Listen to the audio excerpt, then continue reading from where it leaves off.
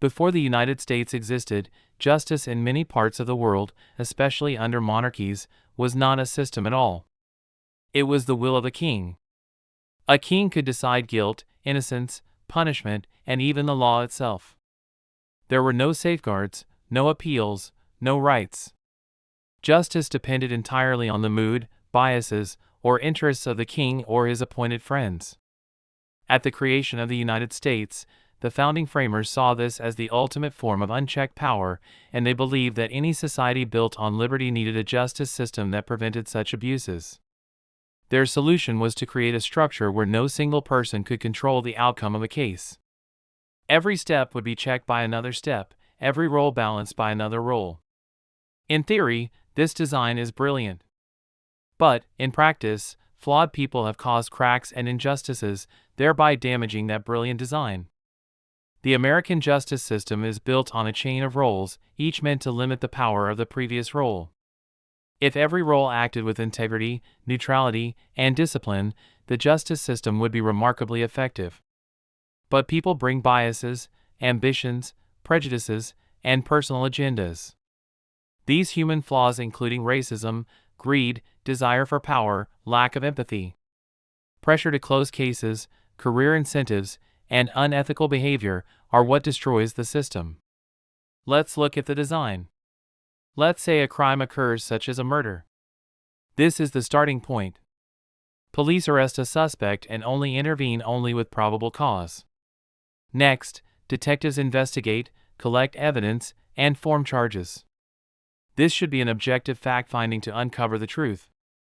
The detectives present the evidence to the prosecutor, who reviews the evidence and decides whether to file charges. The prosecutor is supposed to be a neutral legal expert, ensuring only strong and fair cases move forward. The prosecutor presents the evidence to a grand jury. The grand jury, which are members from the community, evaluates whether there is enough evidence to charge. They put a check on the prosecutor's power.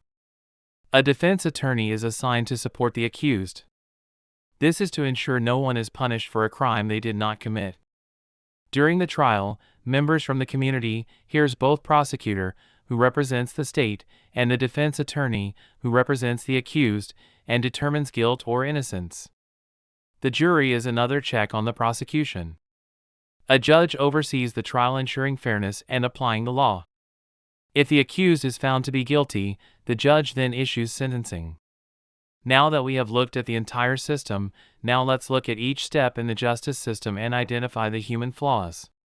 When a crime is committed, what are the human flaws that can put a stain on the justice system? False accusations, revenge, biases, racism, and ill intentions. Next, the police determine if a crime was committed based on probable cause. This is the first check in place to ensure the system works as designed. But what are the human flaws with policing? Racial profiling, abuse of power, biases, pressure to make a quick arrest, revenue policing, misconduct, personal stress, and personal prejudices. If an arrest is made, the police presents their evidence to detectives. This is the next link to ensure there is evidence to support the arrest.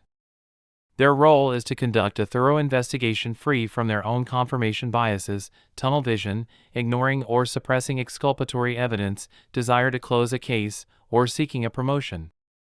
The next stage is the prosecutor, who reviews the evidence provided by the detectives and decides whether to file charges. Prosecutors can break the chain of a fair justice when they have political ambitions. Desire to maintain a high conviction rate, selective prosecution, withhold evidence, or charge aggressively to get a plea deal. But there is another checks and balance in place, which is the grand jury. The grand jury, which are members from the community, determines if the prosecutor has enough evidence to charge. The flaws. Grand juries often hear only the prosecutor's side.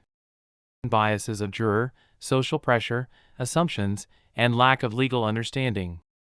Although the number one role for a defense attorney is to ensure no one is punished for a crime they did not commit, they can also taint the justice system by being overwhelmed with case loads, making deals with the prosecutor behind the scenes, unequal resources than the state, underfunded, and prioritizing speed over thoroughness. In the next stage, The jury, also members of the community, hears both sides and determines guilt or innocence, but their flaws include biases, emotional reactions, influence of media, and the misunderstanding of evidence or legal standards. And finally, the last checkpoint in the justice system is the judge. But judges are also human, and our last checkpoint fails when judges employ racial biases, use personal ideology, inconsistent sentencing, favors the prosecution, or lack empathy. The American justice system was engineered to prevent the concentration of power that once allowed kings to decide guilt on a whim.